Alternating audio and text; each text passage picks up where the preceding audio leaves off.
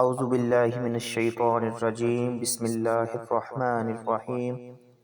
ان اللہ وملائکتہ یصلون علی النبی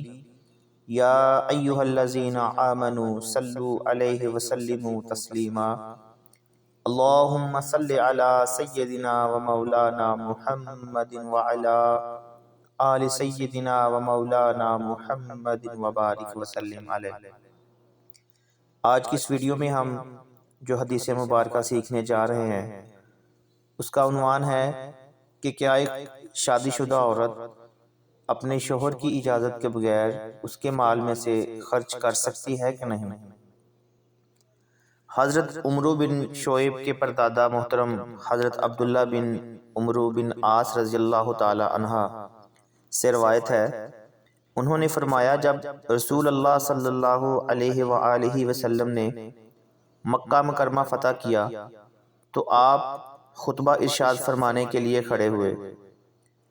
چنانچہ آپ نے اپنے خطبے میں فرمایا، کسی عورت کے لیے جائز نہیں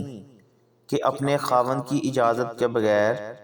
خاوند کے مال سے عطیہ دے۔